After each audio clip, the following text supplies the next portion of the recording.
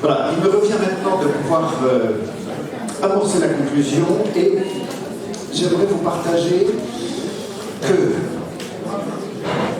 il y a un mois, lorsqu'a été clôturé le synode sur la synodalité, vous avez remarqué que le pape François a annoncé qu'il ne ferait pas d'exhortation apostolique, mais que par contre, le document final, il le signe pour pouvoir nous le remettre. Alors, certains d'entre nous ont déjà commencé à avoir accès. Moi, c'est mon cas, j'ai commencé à avoir accès, mais pas encore à pouvoir vraiment le connaître. Je n'ai aucune prétention de vous donner un retour sur ce document, si ce n'est pointer les 5 chapitres de ce document. Et vous me permettrez du coup simplement de conclure en donnant les 5 têtes de chapitres de ce document qui me semblent suffisamment suggestifs pour nourrir notre fin de journée. Le premier chapitre de ce document est intitulé « Le cœur de la synodalité ». Et le cœur de la synodalité, c'est un chemin de renouveau spirituel. C'est très intéressant. Ça veut dire qu'on n'est pas d'abord sur des réformes institutionnelles ou des réformes doctrinales, on est d'abord sur un renouveau de spiritualité. On touche l'essence du christianisme. Et du coup, je vous partage, alors cela vient du document préparatoire, je relève 2 aspects de ce renouveau. L'un qui a été évoqué par le Père Michael Dupont tout à l'heure, que sont les processus de décision. Et vous voyez qu'aujourd'hui, nous avons réfléchi, en parlant co-responsabilité, nous avons, de différentes manières, nous avons parlé de décision. Comment se prennent les décisions au sein d'une communauté? Je vous cite 2 petits paragraphes de ces dynamiques de processus de décision. Donc, dans l'Instrumentum de Laboris. La participation de tous au processus de décision, autrement dit ce qui prépare une décision, apparaît comme le moyen le plus efficace de promouvoir une Église véritablement synodale. Cette participation s'appuie sur une responsabilité différenciée. Autrement dit, on accepte qu'on est à la même table, on discute ensemble, on réfléchit ensemble, mais le point d'observation de l'un et de l'autre est différent selon son état de vie, sa ministérialité et son charisme. Voilà. Donc cette participation s'appuie sur une responsabilité différenciée qui permet à la fois de respecter chaque membre de la communauté, de valoriser ses compétences et ses propres dons en vue d'une prise de décision partagée. Et du coup, dans ce document, on évoque les 2 phases d'un processus de décision. Voilà. Les processus décisionnels comportent habituellement 2 phases. Primo, une phase d'élaboration de la décision à prendre. Celle-ci se déroule à travers le moyen d'un travail de discernement, consultation, coopération, qui informe et soutient. La 2e phase de prise de décision ultérieure relevant de l'autorité compétente. Ces 2 phases ne s'opposent pas, mais s'articulent pour contribuer à ce que les décisions prises soient le plus possible conformes à la volonté de Dieu. L'élaboration est une tâche synodale, la décision est une responsabilité ministérielle. Voilà. Vous voyez, ça permet d'articuler, de fait, au sein d'une équipe, ce qui ressort de la responsabilité du ministère ordonné. Dans ce renouveau évoqué par l'Instrumentum Laboris, j'évoque un 2e thème, c'est celui de la restitution. Autrement dit, quand une décision est prise, qui en est informé? Et je vous partage qu'en lisant ces choses, je fais mon propre examen de conscience et relecture de mon action. C'est lorsque nous prenons des décisions, vous en équipe d'animation, moi en équipe épiscopale, mais qui informons-nous de cette décision? Est-ce que les personnes concernées sont suffisamment bien informées et que la décision a été prise? Voilà ce que je lis. Une église synodale nécessite une culture et une pratique de la transparence et du rendre compte, essentiel pour favoriser la confiance mutuelle nécessaire à un marché ensemble et à l'exercice de la co-responsabilité au service de la mission commune. Voilà. Donc j'évoquais quelque chose du cœur de la synodalité. Maintenant, je vous ai dit, ce document final a 5 parties. Vous allez entendre, c'est très intéressant, parce que les 4 parties suivantes commentent l'évangile de la pêche miraculeuse. La première pêche miraculeuse, c'est-à-dire Saint Luc, chapitre 5, versets 1 à 11.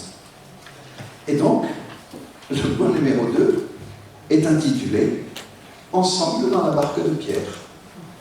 Puisque, vous vous souvenez que la première pêche miraculeuse, c'était le jour où Jésus était au bord du lac, il y avait plein de monde, plein. Et que du coup, il ne savait pas comment se faire entendre. Et il a dit à Pierre, affrète ta barque, il est monté dans la barque, il a pris du recul, et il a parlé à tout le monde, depuis la barque. Et que c'est à la fin de ce discours qu'il a dit à Pierre, jette tes filets. Ah, on a passé toute la nuit sans rien prendre. Jette tes filets. Et Pierre qui dit, sur ta parole, je vais jeter les filets. Et il jette les filets, et c'est l'abondance, il y a tellement de poissons qu'ils en ont jusqu'aux genoux, et qui tombe à genoux, et qui dit, mon Seigneur et mon Dieu, et que Jésus lui dit, désormais ce ne sont plus des hommes, pardon, ce sont plus des... Merci de... Désormais ce ne sont plus des poissons, ce sont plus des hommes. Voilà. Donc, chapitre 2, ensemble dans la barque de Pierre. Eh bien, c'est ce que j'ai entendu tout à l'heure dans la restitution, après le repas, dans l'intitulé sur vos intuitions, nos intuitions et convergences, le faire Église. Il me semble que c'est de ça dont il s'agit, ensemble dans la barque de Pierre. C'est-à-dire, importance d'être accueilli et d'accueillir au sein de notre communauté.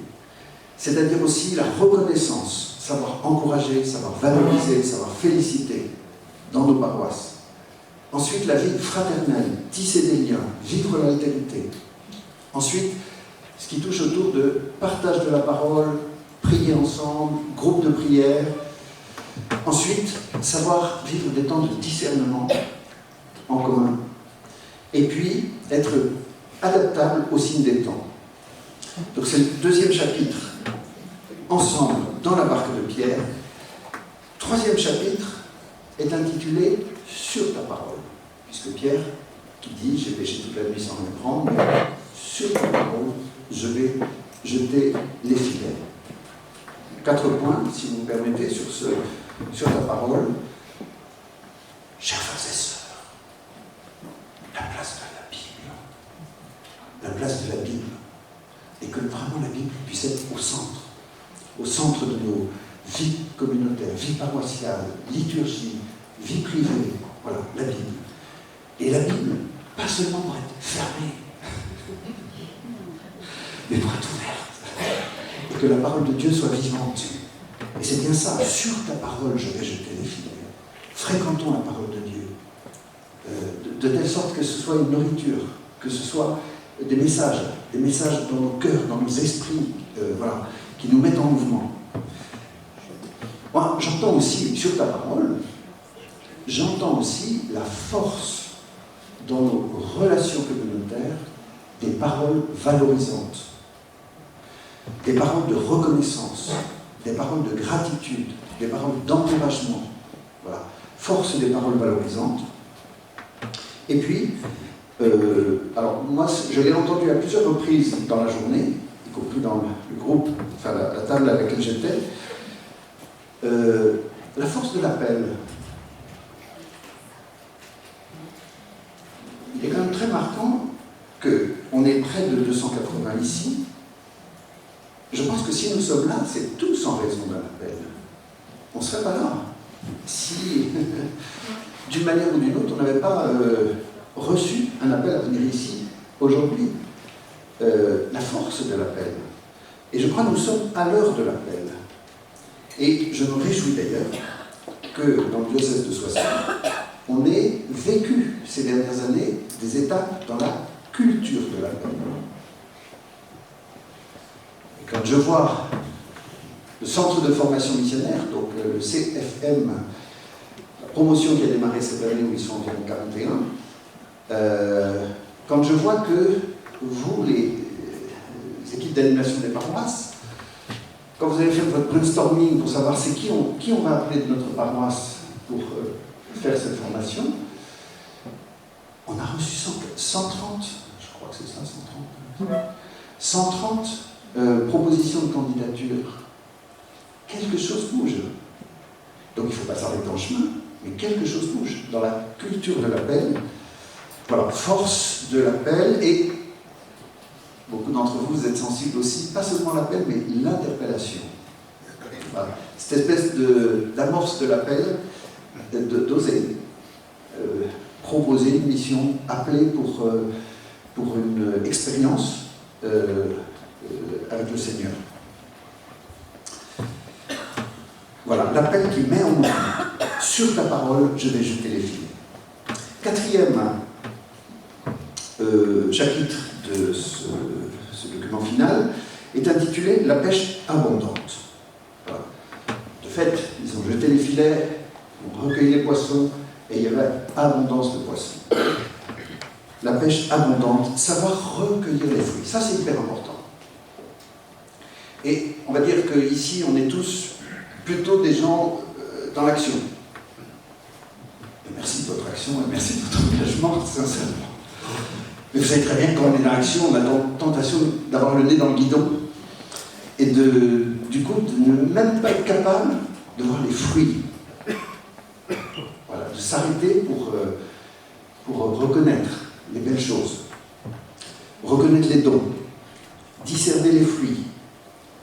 Alors, ce qui est évoqué dans le document, c'est non seulement de recevoir les fruits, mais de les partager. Et c'est-à-dire que ces fruits soient l'occasion de partenariats nouveaux. Voilà, de partenariats nouveaux. Et à propos de cette pêche abondante et de se cueillir les fruits, je vous annonce que nous ouvrons aujourd'hui le blog de l'année jubilaire et que le diocèse de Soissons s'est embarqué dans l'aventure de recueillir les petites pousses d'espérance et que toute cette année jubilaire nous puissions recueillir les petites pousses d'espérance. Et pourquoi on en est venu à cette initiative? Comment c'est venu? Ben, il se passe plein de choses très belles et qu'on n'arrête pas de parler de ce qui ne va pas. Qu'à un moment, il faut inverser le mouvement. Et qu'à un moment, il faut se mettre à détecter les signes d'espérance, oser s'y arrêter, oser les partager, rendre grâce à Dieu. Et c'est ça la nourriture que le Seigneur veut pour nous. Voilà, c'est ça la pêche abondante. Alors, vous allez pouvoir, parce que c'est en bas d'une de vos pages d'aujourd'hui, je crois, hein, si je me trompe pas. C'est dans les dossiers des prêtres. Dans les dossiers des prêtres. Ah oui, pardon. Donc c'est dans la... Pardon, ok. Pardon. Donc vous ne l'avez pas immédiatement sous la main, mais vous l'aurez dans 3 jours dans vos paroisses. Oui, c'est les grosses pochettes que les prêtres ont reçues aujourd'hui. Et c'est dans l'invitation pour l'année jubilaire que vous aurez l'intitulé du blog, parce que nous avons déjà pu, ces dernières semaines, recueillir quantité de petites pousses d'espérance, c'est-à-dire de petites ou de grosses initiatives de nos communautés paroissiales qui sont porteuses d'une nouveauté, ou porteuses d'une originalité, ou porteuses d'un message d'espérance. Voilà. Et c'est bien parce que ça permet de se donner des idées les uns les autres et de se le partager. 5e chapitre, qui est intitulé « Moi aussi, je vous envoie. Il lui dit, désormais, ce sont des hommes que tu prendras. Voilà. Moi aussi, je vous envoie. Et donc, c'est la place de l'envoi en mission dans la vie de l'Église aujourd'hui. L'envoi en mission dans la vie de l'Église aujourd'hui. Permettez-moi une petite anecdote que j'ai déjà racontée à certaines d'entre vous, mais combien de fois, en discutant avec des catéchistes qui font le catéchisme aux enfants, et qui ne sont pas des débutantes, mais qui le font depuis un certain nombre d'années, combien de fois une catéchiste ne m'a pas dit « Ah, vous savez, moi, quand j'ai commencé le catéchisme, c'était pour répondre à Monsieur le curé. Et puis au bout de quelques années, maintenant, je sais que c'est pour répondre à Dieu que je le fais. » Et ça, beaucoup le vivent dans une mission d'église. C'est-à-dire qu'au début, tu es appelé par un homme, alors Monsieur le curé, ou la catéchiste relais, ou un membre du secours catholique, ou voilà, tu es appelé par quelqu'un, et tu réponds à quelqu'un, un peu avec le Seigneur. Et puis, l'expérience se fait, et tu pries, et au bout d'un moment, tu découvres que c'est le Seigneur qui te le demande, et que c'est en conscience le Seigneur qui te le demande. Voilà, le dévoilement de l'appel de Dieu, Dieu qui envoie en mission. Alors, vous qui êtes membre d'une équipe d'animation, puisque vous êtes très nombreux aujourd'hui, membres d'une équipe d'animation, eh bien, je dirais que cet envoi en mission, il comporte 3 dimensions. Vous avez été appelé par votre curé, ou par un discernement, par un autre membre de l'équipe d'animation, et vous avez reçu une lettre de mission. Et cette lettre de mission vous a été remise lors d'une liturgie.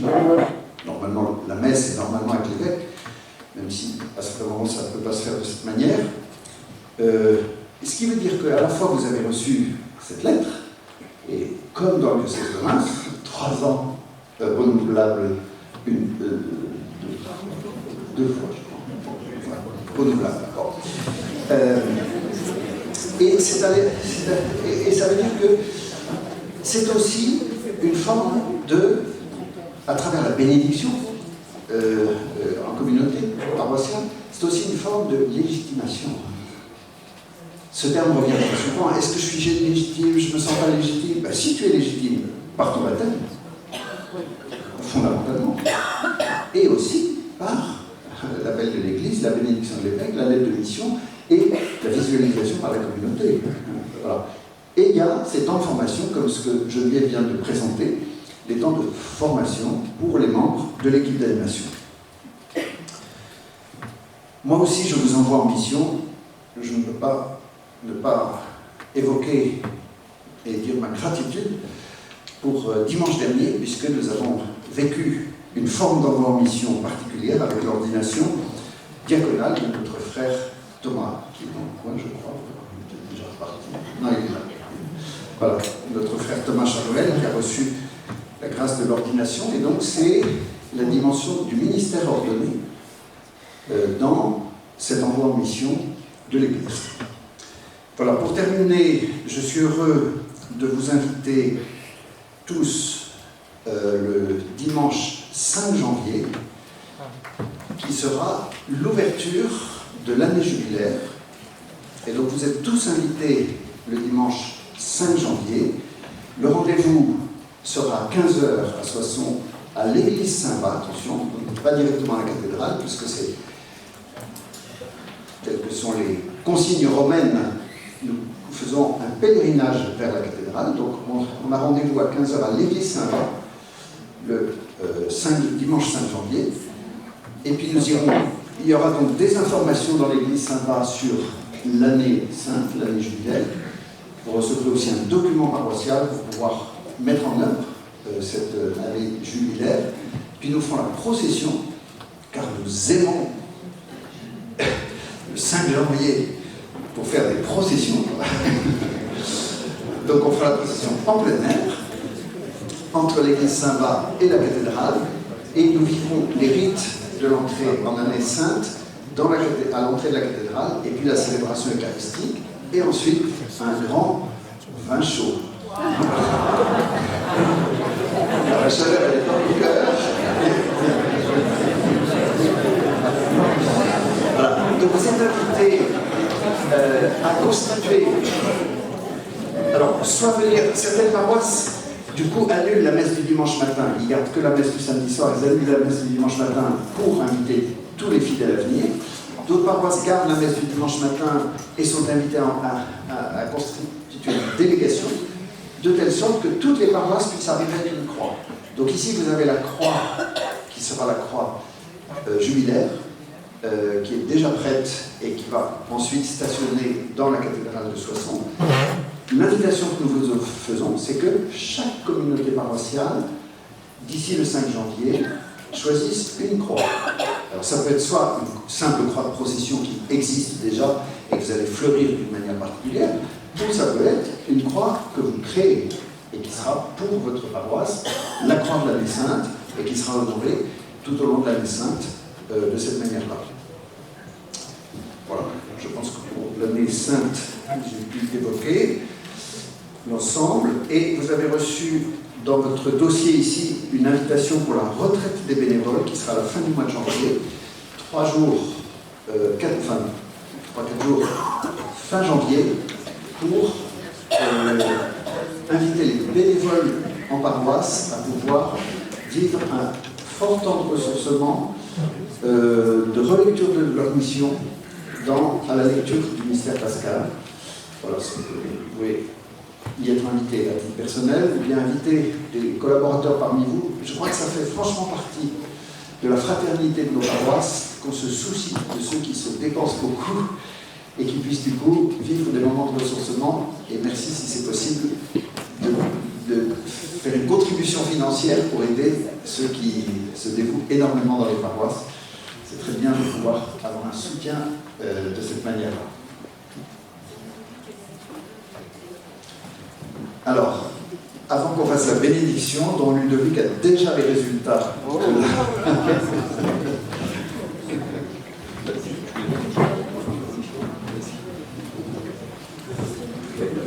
vais faire rapide. À la première question sur la conversation, il y a 111 participants qui ont réussi à flasher le code. Vous pourrez le faire après, pour ceux qui ont réussi à le faire avant, n'hésitez pas à repartir. Donc la conversation dans l'esprit est-elle pour vous, pour 42,3% une expérience à mettre en œuvre, j'en avais des décimales, pour 42% une découverte, pour 15% une habitude. Est-ce que l'expérience d'aujourd'hui répond à la question co-responsable dans la mission d'annoncer l'Évangile? Pour 99% oui, et pour 1% non.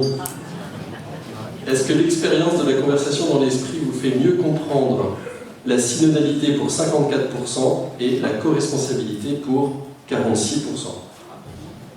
Quel visage de l'Église l'expérience vécue aujourd'hui évoque-t-elle le plus pour vous? Peuple de Dieu pour 69%, Corps du Christ pour 18% et Temple de l'Esprit pour 13%. J'envisage de la mettre en œuvre dans ma paroisse pour 38%, l'équipe d'animation pour 35%, mon service pour 16% et mon mouvement pour 11%.